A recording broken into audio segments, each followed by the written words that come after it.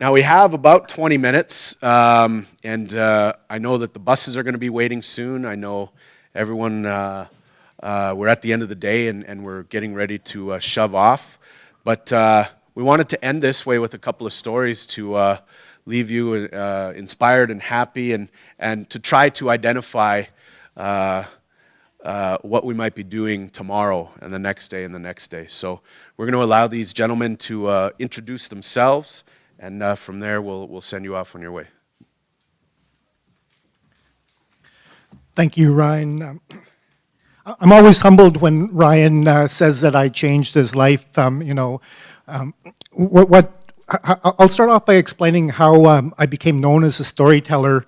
In the 1990s, my family, my wife was an educator in the North, and my mom and dad and myself started a cultural tourism business. We have one of the brochures here called Trapline Tours and Crafts, and all of the people that used to come out, they used to call it Dene Camp. I'm not sure if there's any people in the audience here that have experienced Dene Camp at our place, but one of the things we used to do after each day of camp is we would all gather together.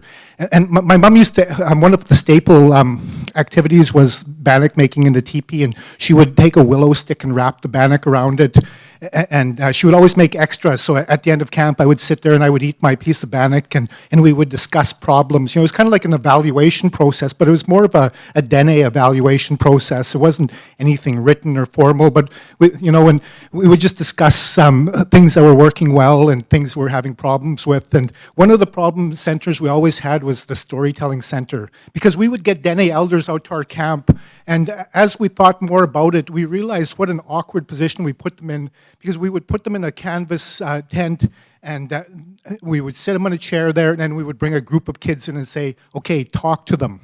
And these Dene elders, they grew up in the bush, away from people, non-verbal, letting their actions talk for them. And then all of a sudden, we want them to talk for an hour at a time. And it was a problem. We had one old timer. He had the 100th birthday here not a while back, but he's passed away. He's Michelle Paper from DEDA here. And he would get so nervous in front of the kids that what was so familiar to him was Bible stories. So then all of a sudden we'd come into our storytelling center and Michelle would be telling Bible stories. And so we would have to stop him and tell him, no, Michelle, you can't do that here. And so on one of these was a Friday, and we're doing our evaluation, and again the storytelling center was an issue, and so my wife she looks at me and she says, I know how we're going to make that center better. And she points at me and she says, you're going to be the storyteller. And I pleaded, I almost choked in my bannock there, and I told her, I didn't grow up full-time on the land. I grew up more of in a mixed economy, they call it now, where I went to school in the daytime, and in evenings and weekends, we went out dog sledding and trapping and hunting. But it was only part-time, though, and so I told my wife, Angela, I don't have enough stories, I don't think, to do a full storytelling center. And she just looked back and she said, well, it's Friday, the next camp's on Monday. You have the weekend to find some.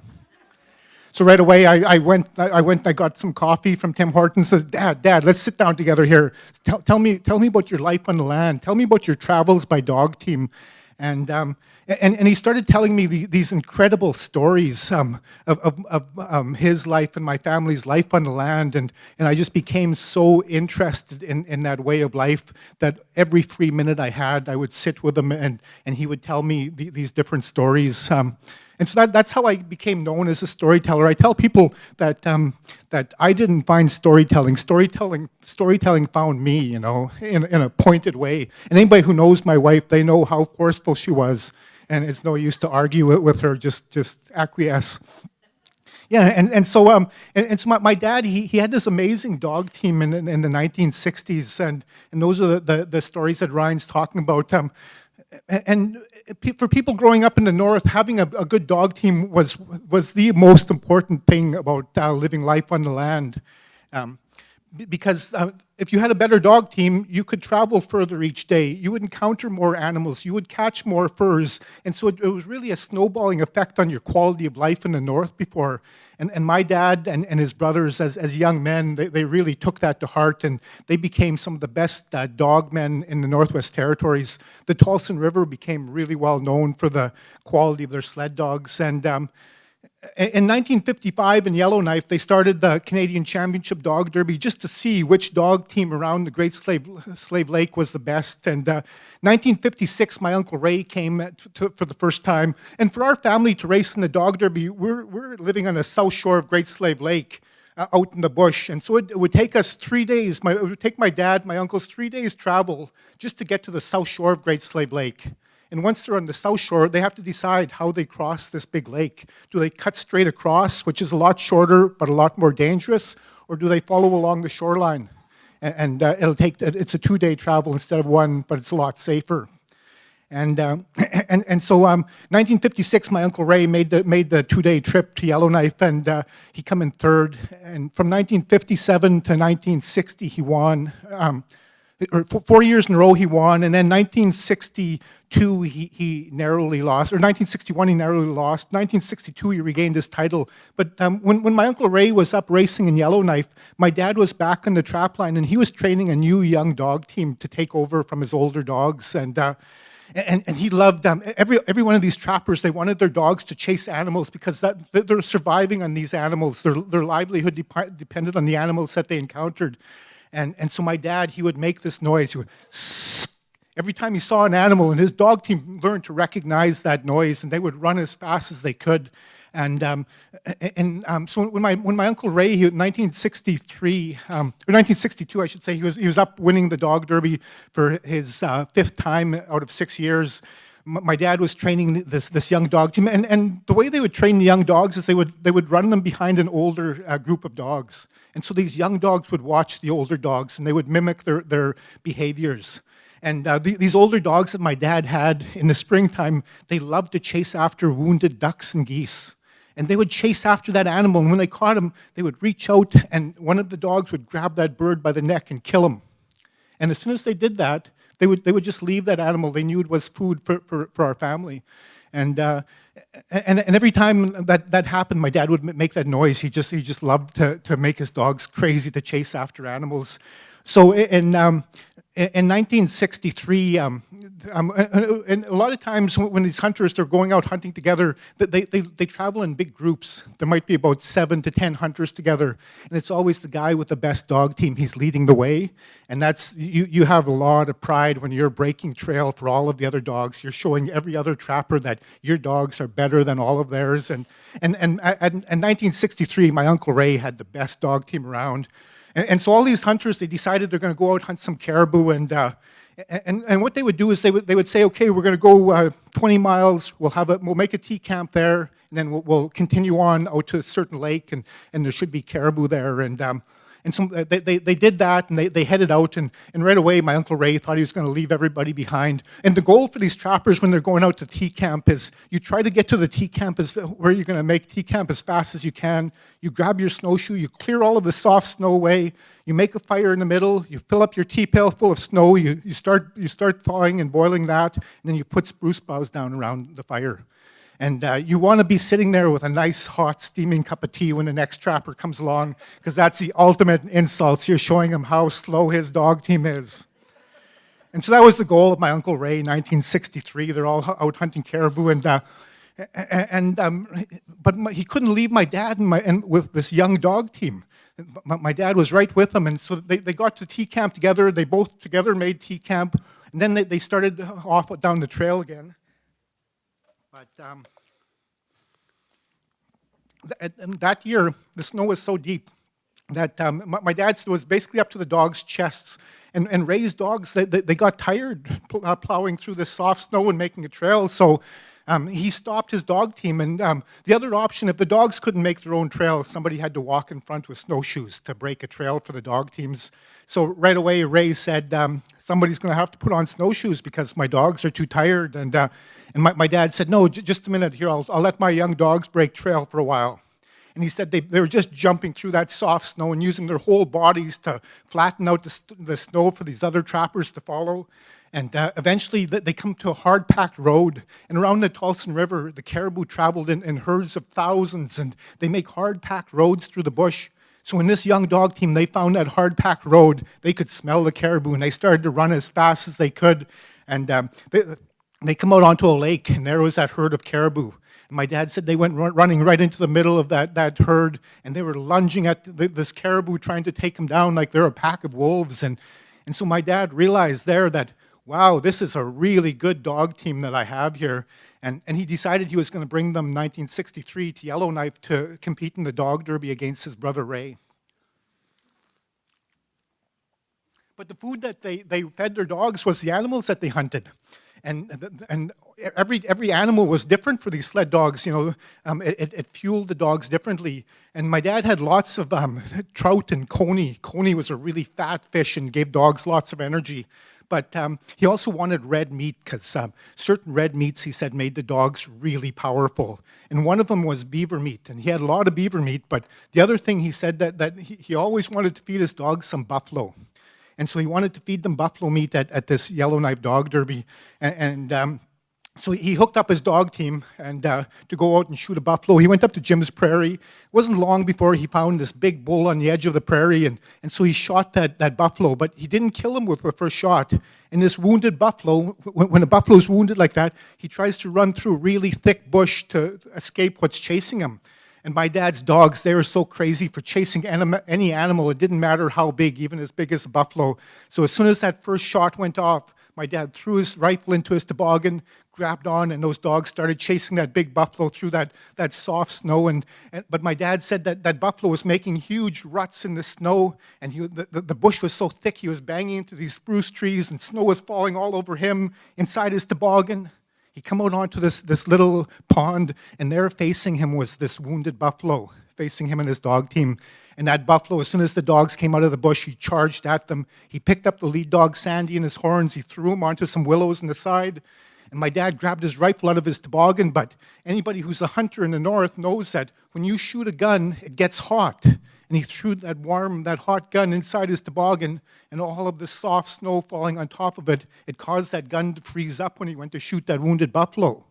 But luckily for my dad, he was a prosperous trapper, and he always carried a spare rifle. They used to carry it in a gun coat, they call it. It was like a long sleeve that protected your guns. It was made out of moose hide. So my dad pulled his spare rifle out of that gun coat, and he shot that wounded buffalo and saved himself and his dog team there.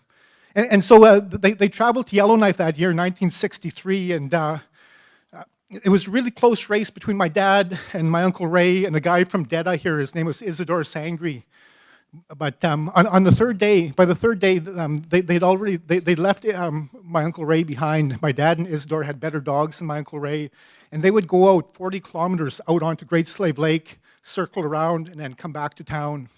And so on the last day of the race, Isidore and my dad, they circled around, and they were heading back for town. And my dad said Isidore looked over next to him. The dog teams were side by side, and he said, "Well, Danny, here we are halfway, and I'm right next to you." And my dad said he looked back at him, he said, "Not for long," and he went, "Sk, sk," and the dogs thought there was an animal around, and they just trusted the musher, the trapper in the back. So they started running as fast as they could. They left Isidore behind, and so in 1963, my dad went on to win the dog derby that year. The prize money was $500, and at 1960s, $500, most trappers would make that in a whole trapping season.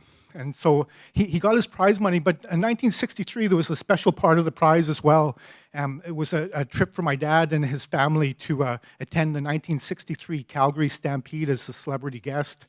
And in 1963, the highway out of Yellowknife still wasn't complete, so they had bulldozers in all the rough spots, and it would pull the trucks through.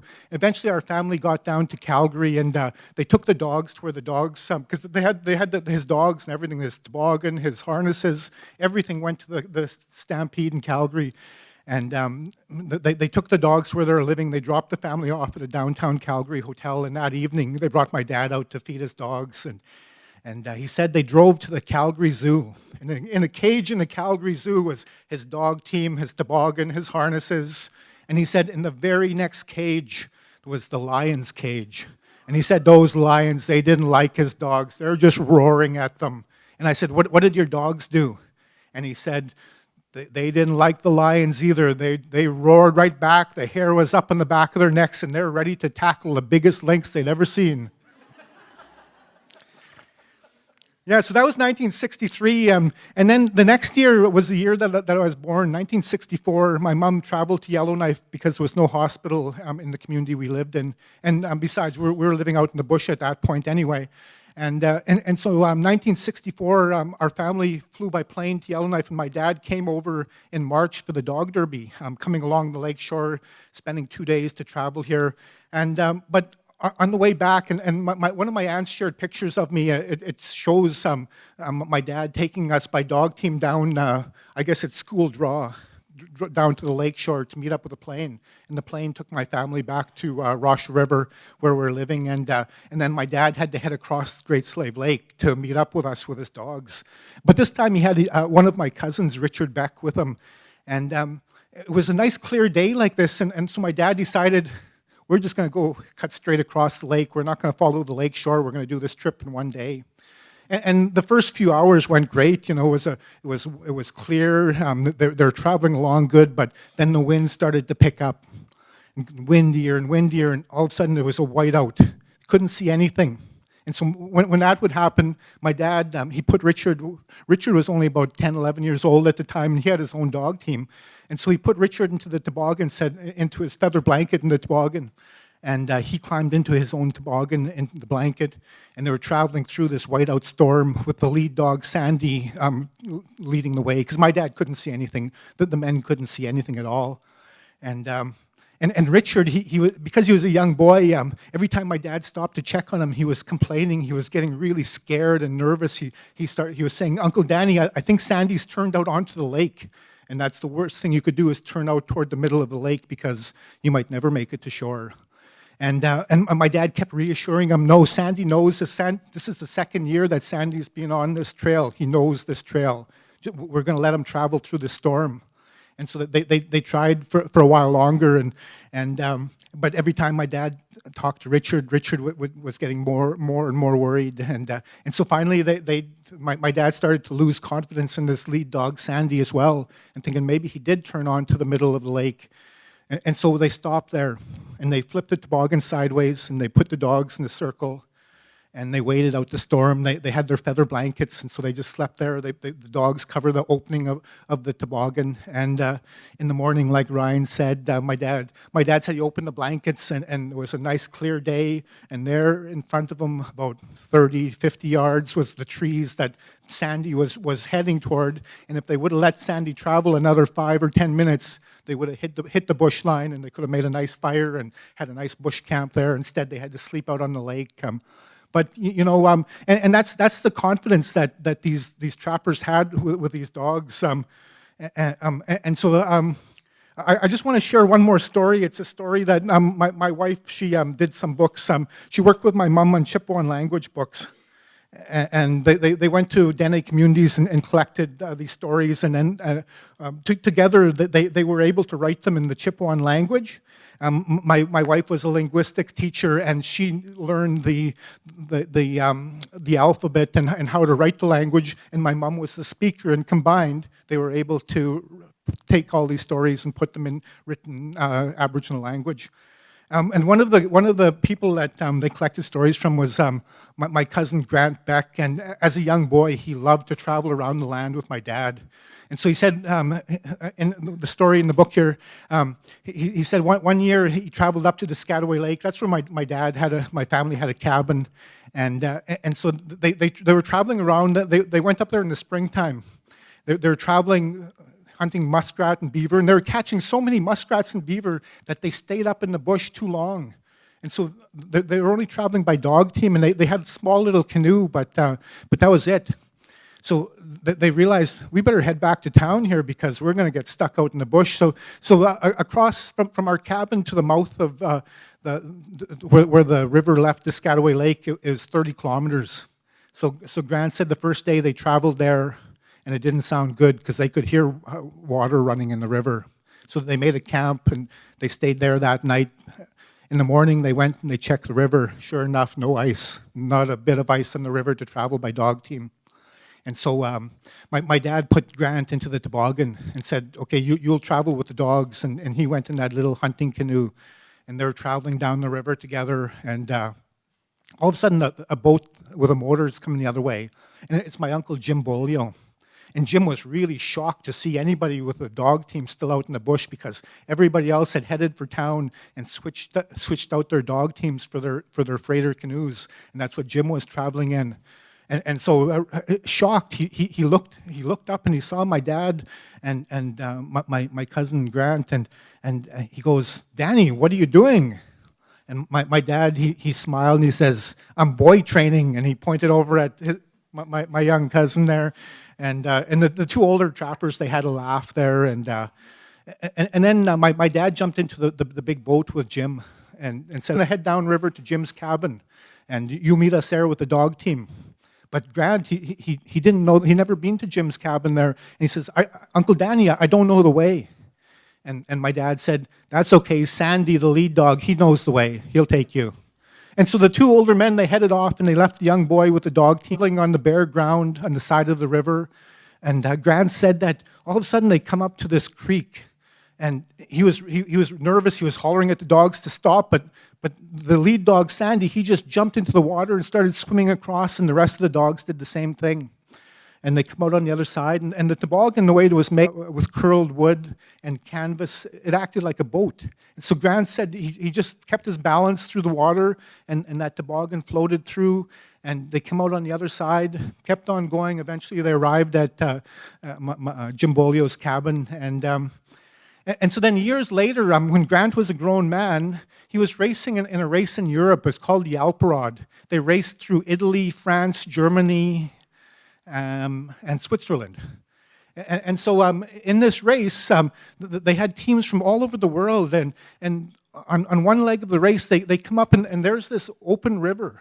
And Grant said that at the time he was probably in about 12th place. So there's a bunch of teams ahead of him. He comes up to the river, and there's every one of those teams sitting on the side of the river. They don't know how to get across. They're talking about maybe working together to build a bridge or something like that.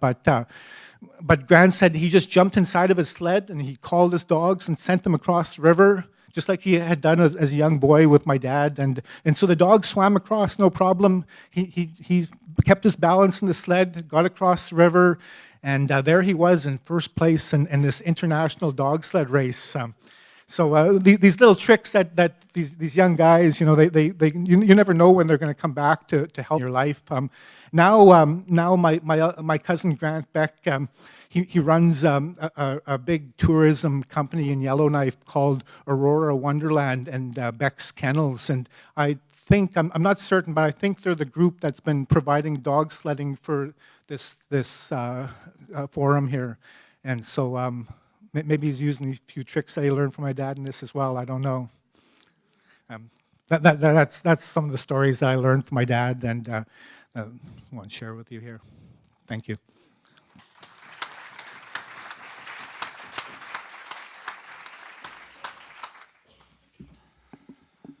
Well, I don't have any dog stories except for the ones we used to eat when they're back on the res. No.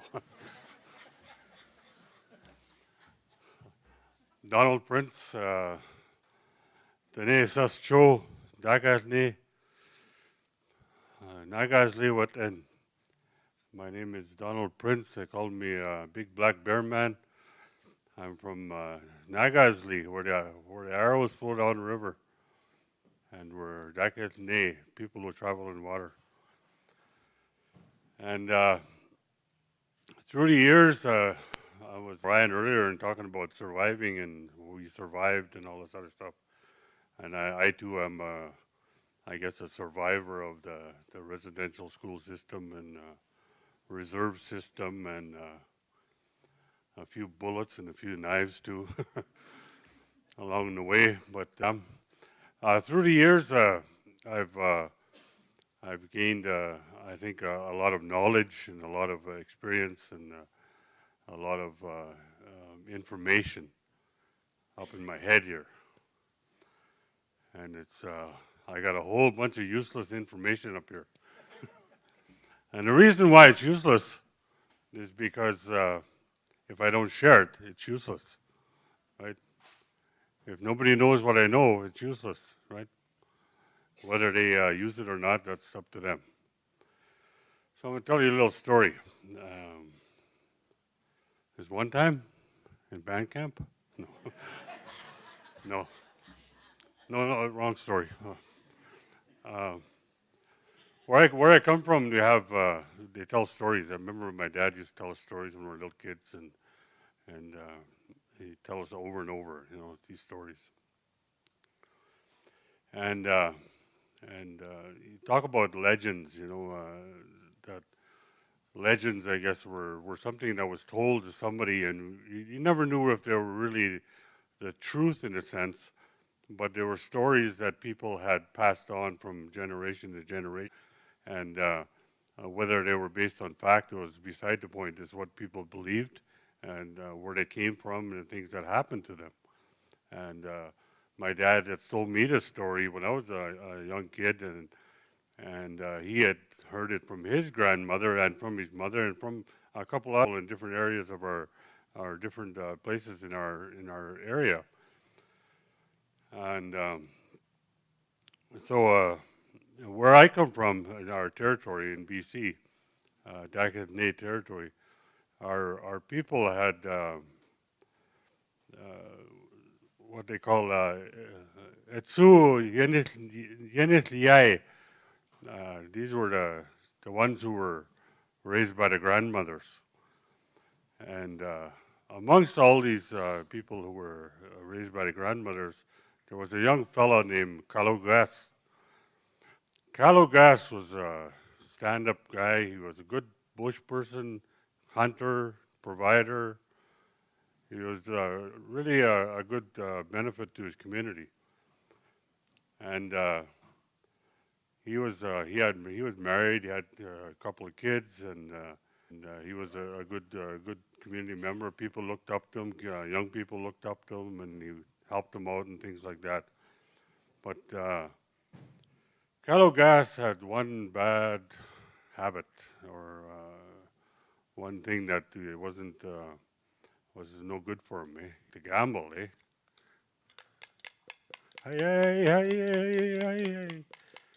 Bone game, we call it over there, Stick game, we call it, and here they call it hand games, But he used to like to gamble, And he'd gamble, but people were getting tired of that, He's a good guy, but he got his bad habit, They talked to him, the elders, and he said, yeah, I'll quit. I won't do that no more. And then one time, after so many times of doing this,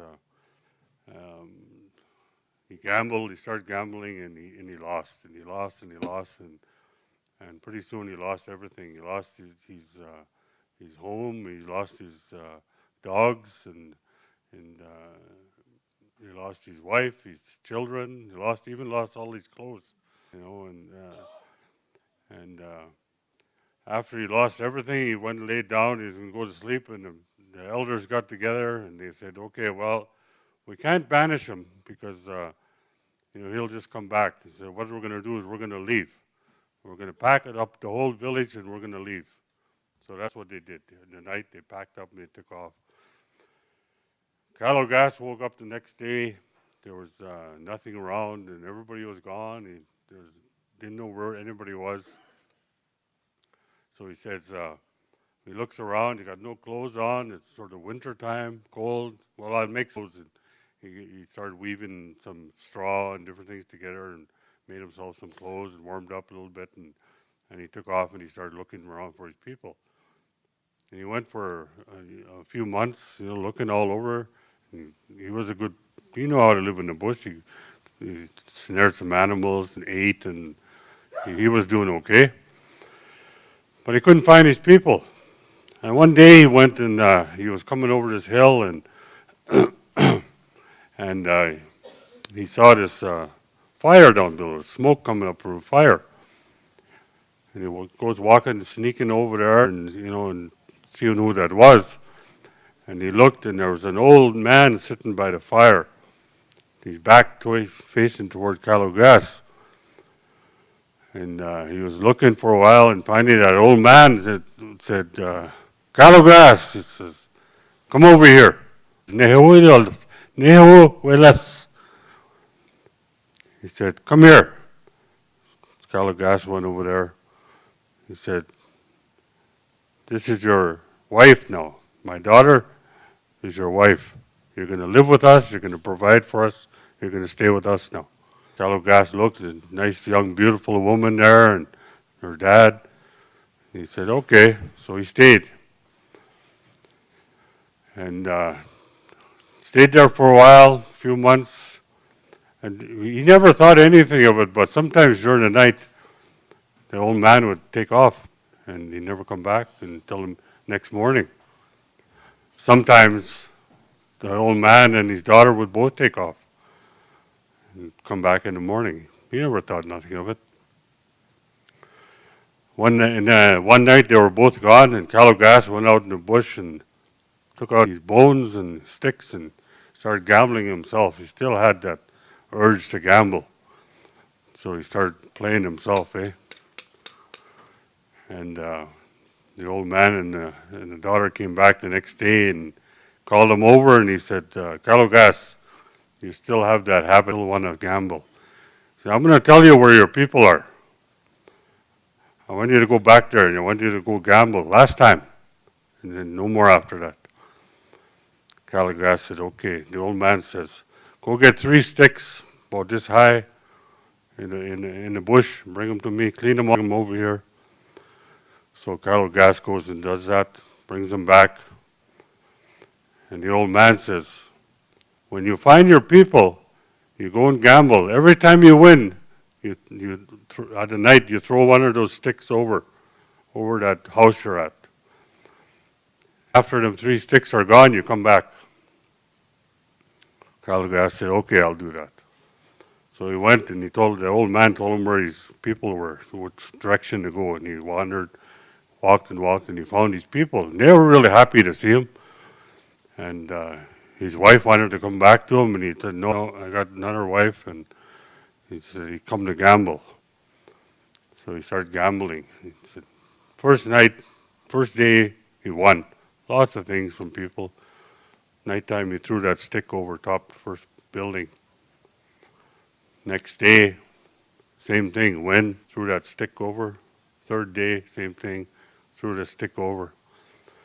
And by then, he had a whole bunch of stuff. He said, well, this is good. He said, one more night. He said, it wouldn't hurt. I'll just do it one more night, and then I'll go back. So he gambled again, and he lost again. Everything. Lost everything again. So he says, they told the people in the village told him, he said, well, Calogas, you have to go this time. And you don't come back. And he said, oh, it's okay, I'll go back to my wife and her dad. So he took off, and he started wandering back to the direction. And he gets to the place where his wife and father-in-law are. No sign of them. Looks around where the dwellings used to be. There's no mark, no fire pit, nothing. He looks around, wondering maybe it's somewhere else. He goes over a little bit more, looks around, wandering around. He couldn't find him. So he kept looking, he wandered around. All across the land he was looking. He wandered all over the place, back and forth, trying to find them. Couldn't find them. And then years went by, still looking for them. Pretty soon, Calogas would walk all the way around the earth. All the way around. Different all over the place, all over earth. And couldn't find them. Pretty soon, Calogas got really old, really old. And by then, hardly walked, just trudging around. One day, Calogas laid down, he died. His spirit took up the journey, going around the earth, searching for his wife and his father-in-law. Couldn't find him anywhere.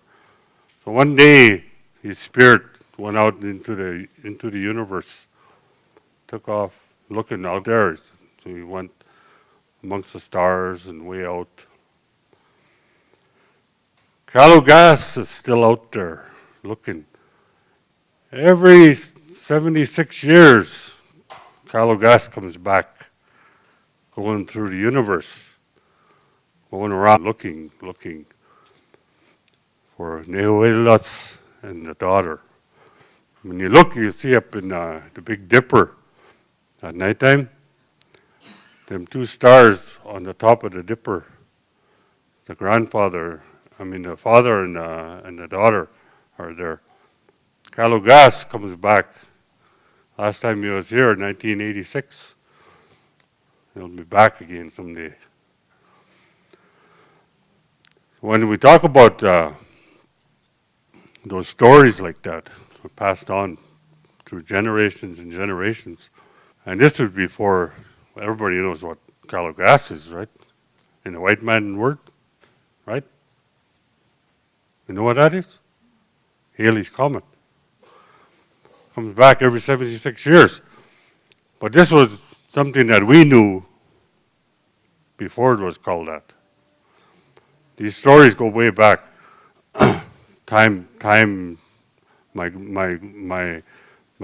My dad's grandmother told him that story way back when, in the 1920s or something like that.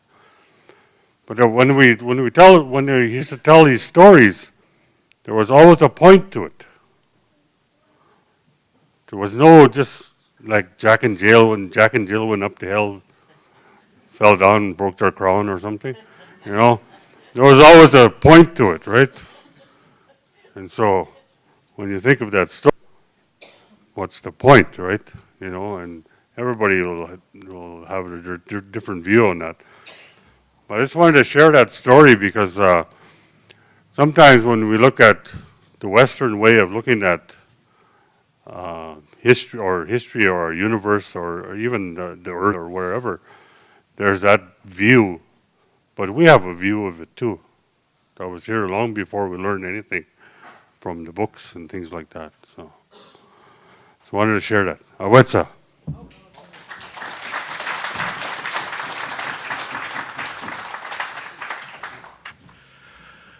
Okay, thank you very much, gentlemen. Thanks for coming up to share a piece of your understanding of this thing we call life. And I want to say thank you all for being such a good audience and being patient with us up here. And I do believe at this time we to have some closing remarks from our hosts. And I believe the buses are on their way, so we'll close off the gathering here with your MCs. Thank you very much for allowing me to speak here in the territory. And in our language, we always say "Amapi" in Dinaway Maganaduk, which is "We'll see you again, my relatives." So thank you very much. Miigwech.